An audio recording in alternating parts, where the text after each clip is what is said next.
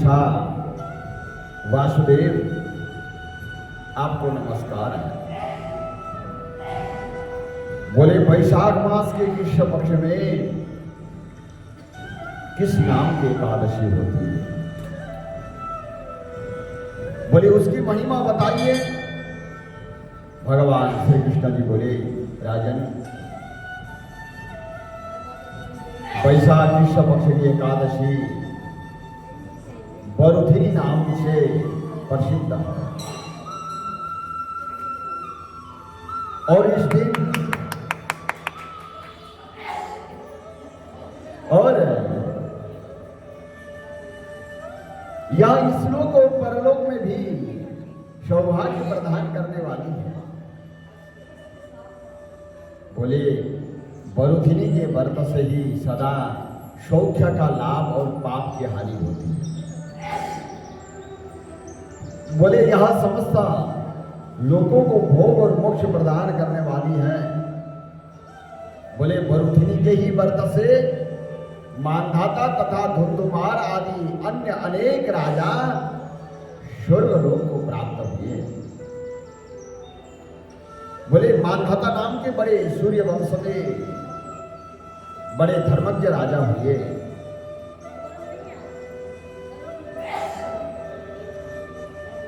और वह भी एकादशी की व्रत से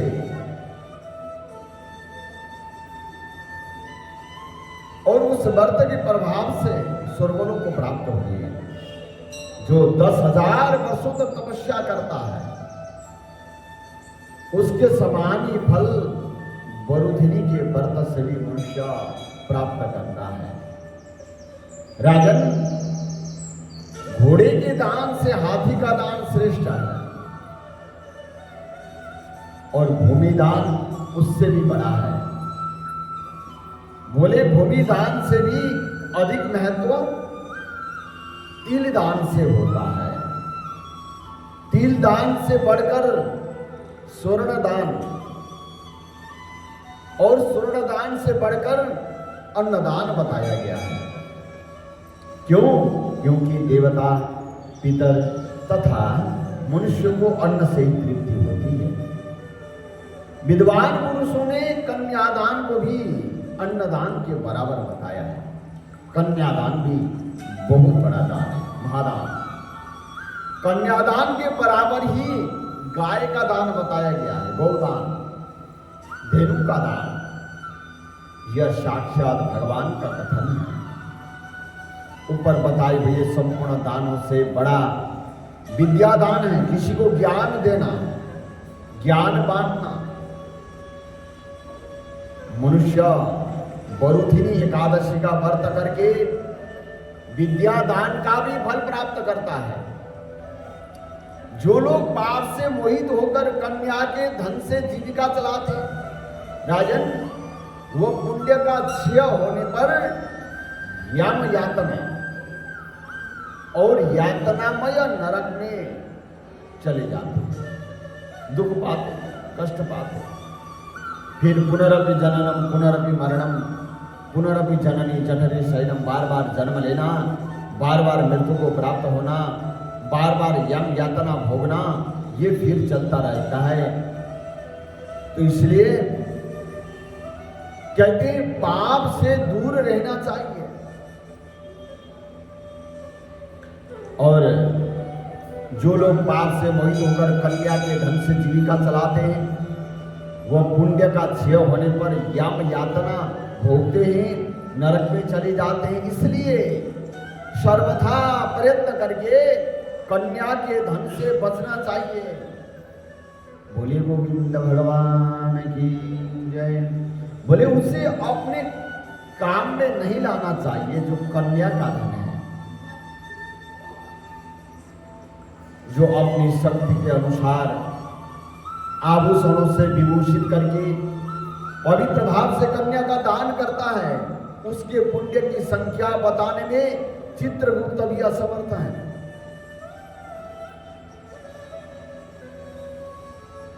बेटी के घर जाकर के अमावस्या पूर्णिमा में भोजन नहीं करते हैं। ऐसा कई वंशज में ऐसा रिवाज है, ऐसा संस्कार है ना।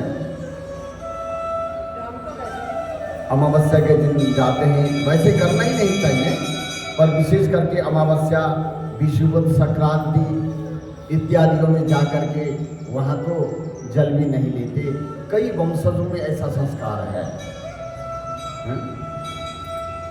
बोले शास्त्रों में भी ये उल्लेख किया गया है, जो कि जिन्होंने कन्या का धन प्रयोग में लाता है वह नरक में चला जाता है। बोले पुण्य क्षयात्य गच्छन्ति निरयम यातनामयम यस्मात् तस्मात् सर्व प्रयत्नेन न ग्राह्यम कन्या का धनम। कन्या का धन तो ग्रहणीय है नहीं।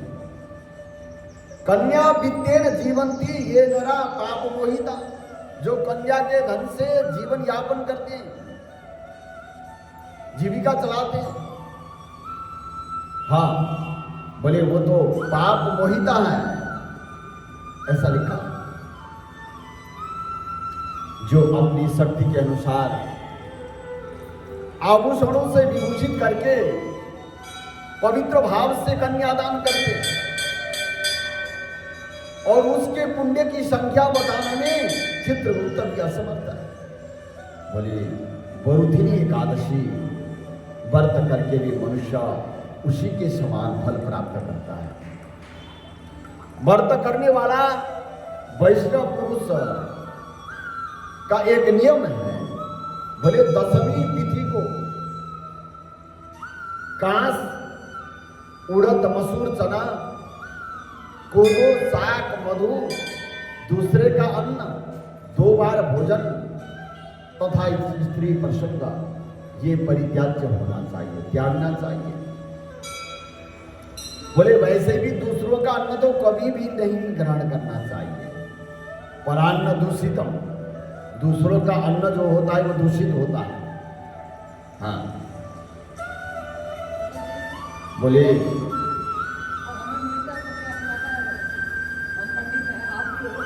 हाँ सत्कर्म से कमाया हुआ धन और वो दान करना चाहते हैं, वहीं जाकर के हम लोग ब्राह्मणों को जो है ना भोजन करना चाहिए, विचार करना चाहिए वो कर्म कैसा करते हैं।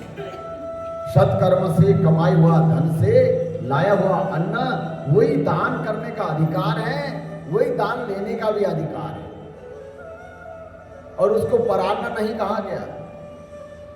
बोले कर्म किस कर्म से कमाया गया धन होगा, इसलिए ब्राह्मण को ये विचार करना चाहिए किसके यहाँ जाना है, किसके यहाँ नहीं जाना है, किसके यहाँ भोजन करना है, किसके यहाँ नहीं करना है। तो ये विचार ब्राह्मण को करना चाहिए कि विचार ये करना चाहिए उनका कमाया हुआ धन कितना शुद्ध है, दान करने वाला है, धर्म को धारण करने वाला होगा और भगवान का उपासना करने वाला होगा, भगवान का भक्त होगा, और वो प्रसाद स्वरूप उसमें दोष नहीं है। अन्यथा दूसरों का अन्न दूषित है। बोले जैसे आप कहीं शादी ब्याह में जाते हैं तो लिफाफा देते हैं या नहीं देते, या कभी कदा भूल जाते हैं, लिफाफा देना भूल जाते हैं, देना चाहिए। हाँ तो वो परान्न नहीं हुआ, बिना लिफाफे का भोजन करके आ गए तो वो परान्न हो गया, दूसरों का अन्न हो गया। लिफाफा जरूर देना है ना। तो वहां तो भोजन करने का कोई दोष नहीं हुआ। अब कहां पर हुआ? परान्न दूषित ये होता है जैसा कहीं विशेष भंडारा हो रही है, वो भंडारे में भंडारा सुख का है या दुख का है, इतना विचार तो हर कोई कर सकता है। वो दूसरों का अन्न हुआ जहां हम बिना दिए भोजन करते हैं, और ब्राह्मण यज्ञ करा के भोजन करता है। विशेष करके कहीं भी जाते हैं तो पहले पूजन, मंत्र उच्चारण, आशीर्वाद दे करके भोजन करते हैं, तो वो दूसरों का अन्न नहीं हुआ, वो तो आपका परिश्रम का अन्न हुआ। आपने परिश्रम किया, वो पारिश्रमिक हुआ, दूसरों का अन्न नहीं हुआ। तो यहां पर यह बताया गया है दूसरों का अन्न वो दूषित माना गया है। और इन 10 वस्तुओं का परित्याग एकादशी व्रत करने वाले को पहले दिन ही करना चाहिए, त्याग करना चाहिए। काश्यम मासम मसूरास चरकान गोद्रवांस तथा शाकम मधुम परान्नम च पुनर्भोजन मैथुनी वैष्णवो व्रत करता च दशम्याम 10 वर्जयत। दशमी के दिन ही ये 10 चीज त्यागना चाहिए व्रत करने वाले को। और एकादशी के दिन बोले, एकादशी के दिन दूध क्रीडाम च निद्राम च तांबूलम दंत धावनम। एकादशी के दिन क्या क्या वर्जित है? बोले दूध क्रीड़ा, जुआ खेलना, और निद्राम दिन में सोना, तांबूलम और तांबूल नहीं खाना चाहिए, और दातुन करना।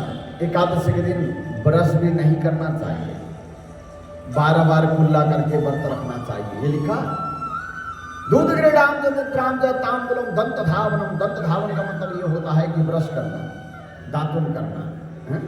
वो नहीं करना चाहिए एकादशी के दिन। और परापवादम पैशून्यम स्तेयम हिंसाम तथारतिम। बोले दूसरों की निंदा करना, चुगली करना,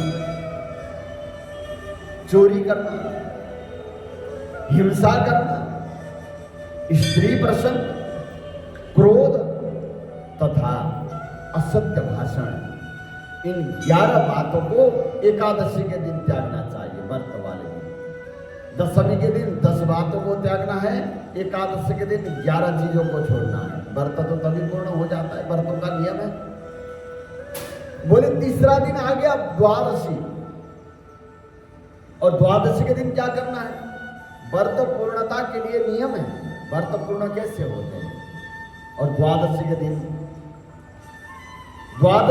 कांस, उड़द, शराब, मधु, तेल, पतितों से वार्तालाप करना ये वर्जित बताया गया है। और व्यायाम करना, एक्सरसाइज करना, जिम जाना, अब तो समझ आ गए। बोले परदेश गमन, 2 बार भोजन, ये द्वादशी के दिन जब त्यागेंगे तभी व्रत पूर्ण हो जाता है। काश्यम मासम सुराम क्षौद्रम तैलम पतित भाषण, और तैल मर्दन करना, और बैल की पीठ पर सवारी और मसूर, इन 12 वस्तुओं को द्वादशी के दिन त्याग देना। 10 चीजें दशमी के दिन, 11 चीजें एकादशी के दिन, और 12 चीजें द्वादशी के दिन जो त्याग करके भगवान का पूजन करते हैं, उपासना करते हैं, उनका व्रत पूर्ण हो जाता है। बोलिए एकादशी महारानी की जय। व्यायाम च प्रवासम च पुनर्भोजन मैथुने वृषपृष्ठम मसूरान्नम द्वादश्याम परिवर्जयेत्। राजन, इस विधि से मरुथिनी एकादशी का व्रत की जाती है, और रात को जागरण करके जो भगवान मधुसूदन का पूजन करते हैं वह सब पापों से मुक्त होकर के परम गति को प्राप्त हो जाते हैं। इसलिए पाप भीरु मनुष्य को पूर्ण रूप से प्रयत्न करके इस एकादशी का व्रत अवश्य करना चाहिए। हाँ, यमराज से डरने वाला मनुष्य अवश्य ही मरुथिनी एकादशी का व्रत करे। राजन, इसके पढ़ने और शून्य मात्र से भी गौदान का फल प्राप्त हो जाता है, शून्य से भी। हाँ, और मनुष्य संपूर्ण पापों से मुक्त होकर विष्णुलोक में प्रतिष्ठित होता है।